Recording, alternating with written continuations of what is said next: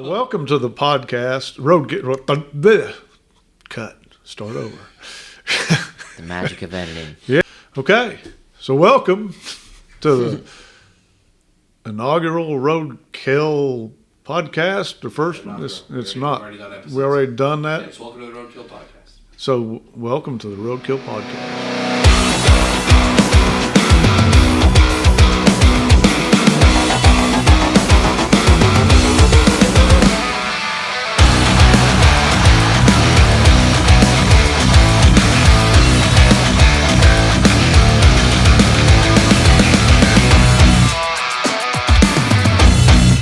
To the Roadkill podcast. Welcome to the Roadkill podcast. My name is Mark. I'm Roadkill, I guess. And with me is Frankie. Hi.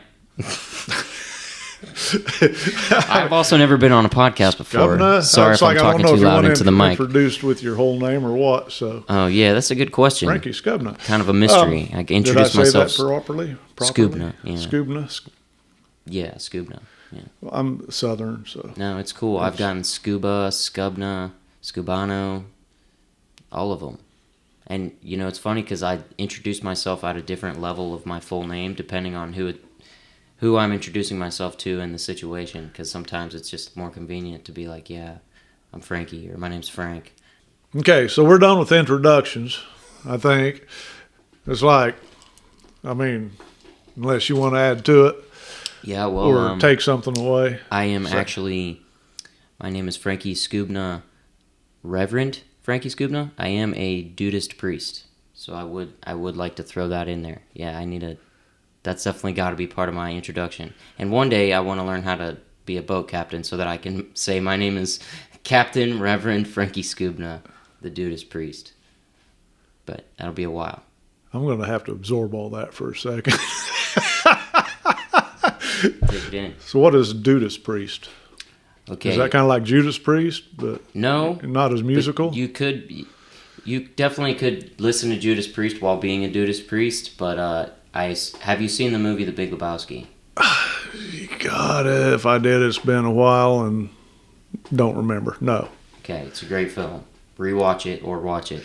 I've seen commercials about it. There's a guy in that movie called The Dude, and he's just basically a hippie guy, and people that like that movie so much created a whole like online culture of the dude, religion of it, basically. Yeah. And, I've seen that, but I don't remember the movie. It was a long time ago. You can become a Dudist priest and then marry people. Okay. So I have done that. You could become a notary public and do the same thing. You could, but then you couldn't tell people you're a Dudist priest. Then you'd be lying. Well, Connie's a notary, and she's married 5 people so far, I think. That is cool. So. But she's not a Dudist priest. Have you married anybody? I have. I've performed 3 marriages so far. Oh, you're catching up. Are they all still together? Connie's got a record. Yes, but they've all been probably within the past 2 years. That's probably about as long as I've been able to do it. And it totally was a joke. It was totally like, oh, I can do this. It'd be funny for when I'm on a podcast and I need to make a long introduction. Let me be a Dudist priest for that reason, you know? And then I told some people at work, one day I just got a random phone call from my friend Eric, and he was like, hey, can you marry us on Tuesday? It was like Saturday. It was like probably Sunday, actually. And I was like, sure. All right, let's do it. And then, I did another one for a friend, and then another one for some more friends, and now I've done 3. You're the Dudist priest. Yeah. Awesome. That's funny. Where do you go from there? That's a real question. I don't know, maybe like Dudist Archbishop, Dudist Cardinal, if they've got that. I think technically the way of the dude kind of places you already at peak dudeness, though. Like that's kind of what they believe, you know. If you get it, you get it. There's no higher getting it. Well, I promise you're getting a lot of stuff in the comments right now. Nice. The comment section is both praising you and blowing you up at the same time, I promise. Sweet. Good. We get a reaction. Yeah, it's going to be hot. Anyway, let's get back on track. You're doing this commercial for the bar, as with the most interesting man in the world in Winter Haven. Mm-hmm. Most interesting bar, which is Jessie's.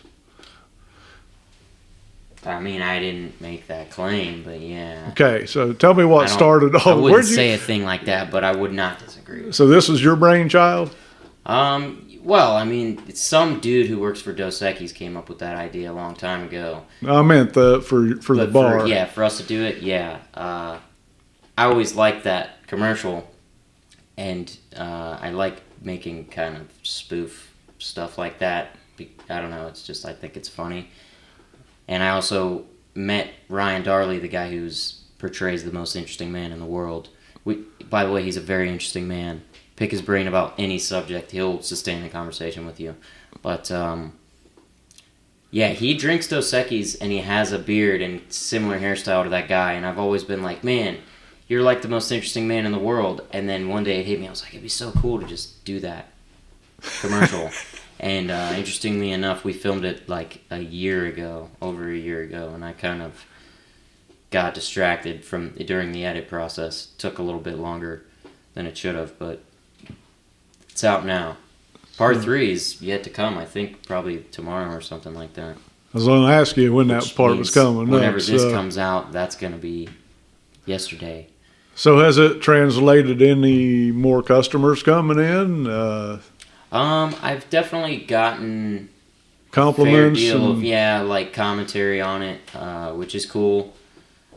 I don't know how well you could quantify the level of business that's been generated by that, but I have been told that it has the highest amount of like interaction that we've done with some sort of marketing thing like that, so I guess that's noticeable. Right. But yeah, it was really just kind of a fun thing. Like, I do enjoy making content like this, and sometimes I get inspired to do so. Sometimes I'm feeling lazy or not, doing it. But when I do, it's fun. I don't always make short videos for the bar, but when I do, I prefer to make ones that have already been made by another company. Well, there you go. Where can we find your videos? Do you have any others out there? Yeah. So all of the videos that I've made for the bar, which include a few, even a few music videos I made back during like quarantine. That's all probably on our Facebook and Instagram, Jessie's Live or Jessie's Lounge, and I've also got an Instagram that I started that I've put out some of the videos I made for the skate shop, 3rd Street Skate Supply. fbs.productions99, I think is my Instagram. It's kind of bad, but yeah. So I had a question and I was trying to think how to ask it, and then I forgot what the question was completely. So let's back up a little bit again. You ever had that happen to you? All the time. Never. When I think anything, I forget. But I was going to try to ask something about tell a little bit more about what all's going on, just not at Jessie's Lounge or Jessie's Live. What is it now? What's it turning into with the music and stuff? Because it has changed over the years, and it's more music oriented than it used to be. And with the stage and the big Jessie's in the background and the guitar on the front. Yeah. That's an interesting question, because I definitely have seen that over my entire lifetime. So I do have memories of probably what was the birth of that transformation when I was a kid. But I would say like now it's been, over the course of a decade at least. But from what I've been told, because obviously there's a point of the bar's history that I don't know about. You weren't old enough to be there. Yeah, well, I can tell you. Yeah, exactly. I was there for I all learned of it it from people that were around. But my mom talks about how they have had bands and DJs that have opened the place the first night. Like Skinny McGee, for example. They've been playing there. They told me before they'd been playing there since before it was even Jessie's, and they were probably one of the first bands to ever play there back in the early 2000s. But over the years, the focus towards becoming like a live music venue definitely increased. Some years ago, they were talking about, they changed like the social media profiles to Jessie's Live. They were talking about even changing it from lounge to live before that. That didn't happen, but that was even in talks. Like, they started throwing big street parties and concerts, stuff like that. Probably, really, you could say it started with like Wake Jam. But somebody that's been around longer than me would probably say it actually started with like some fundraiser they might have done in like 2008 or something. I remember Wake Jam was a big wakeboard contest they threw out of Lake Silver, and there was probably music there too. Downtown Throwdown, 2014, 2015, live bands, skate contest, then JJ Gray, big street contest, another JJ Gray, Molly Hatchet, Blues Traveler, another JJ Gray. That's all been within the past, what year is it, 2024? Yep. Oh, damn, 10 years now. Yeah. Any other big ones coming up? They're in talks, but I'd probably get killed if I said. I'm not at liberty to say. That's like DEFCON 10 level clearance. Or DEFCON 1. DEFCON 1. DEFCON 1. Yeah, I know my DEFCONs, internet. Don't want to get roasted by the Redditors. Reverend Captain Federal Agent over here. Yeah. That's Say, cool. be a Roadkill's Jams podcast thing. Big party. We'll make something happen. Yeah, dude. Exactly. Yeah, your But birthday's that's- coming up. Right. Mm-hmm. How old you gonna be? Oh, God. 57. Nice. I felt the age when you said that. I did too. It's like, damn, I made it this far. I got older hearing you say it. Yeah. Technically, that is true. No matter what I just way you look realized, at it. hell, I'm three years to 60. I might actually see that. I think so. But hey, I don't want to presume. But, I feel like you'll live to 60. And on top of being a Dudas priest, I am an oracle. So Okay, music. last night's jam, the jam with no name. The jam with no name still has no name. Still has no name. Still getting ideas that people submit that they think should be the name. The jam with no name, Wednesday nights at 7 at Jessie's Lounge, Winter Haven. That is like my favorite thing to do. Does it need a name? That depends on who you ask. If you ask me, I don't think it needs a name. If you ask everyone else that I talk to that says, when are you going to give it a name? They will say yes. But well, I can't say I have too much reasoning, but every once in a while I piece things together after I've done them, and I'm like, oh no, this makes sense. But in my experience of going to other jams, they're typically categorized by the word jam. That's the main thing that's in their title that people know about, care about, and remember. And obviously they know where it is. But, so I don't know.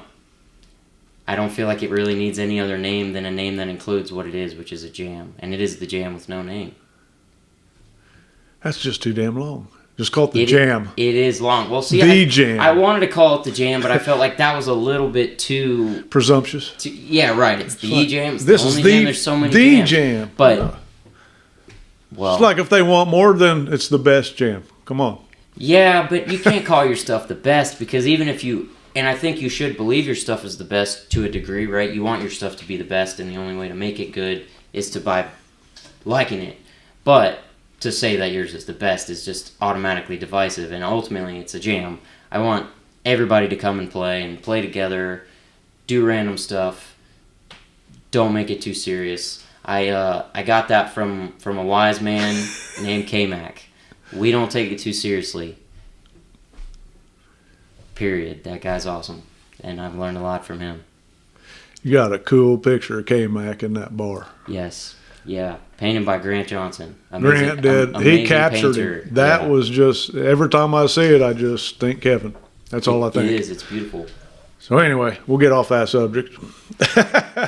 Sad subjects are prohibited, Fair enough. mostly. mostly. To end it on a positive note, though, that guy was not sad in the least. He was a Ever. positive guy through and through. You know, he used to be a welder. Yeah, I did know about that. And a skier. Jim told me that he used to be like a clown at Cypress Gardens. Mm-hmm. A ski clown. That's pretty hilarious. Oh, yeah, he welded back in the day. Pretty good, too. So I always wanted to learn to weld. I wanted to make an Iron Man suit for myself.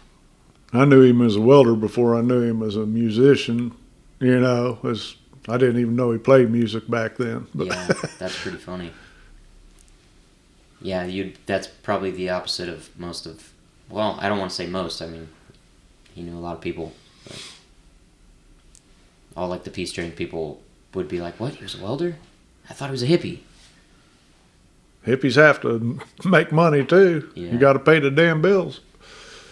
That is true. So, what do we want to get on or take a break? I'm ready That's to... a good segue into like a sponsorship. Like, we got to pay the bills. Brought to you by... Yeah, brought to you by Jessie's Lounge. Yeah. So come on down on Wednesday night to Frankie's The Jam. With no name. With no name, because he wants to make it long and complicated. Gotta be long. But anyway, come on down, have a beer, tip your bartenders. Frankie was the best bartender on Wednesdays till he started the jam. So, but we still got plenty of good bartenders up there. Tip them well. That's right. Yeah. And remember that...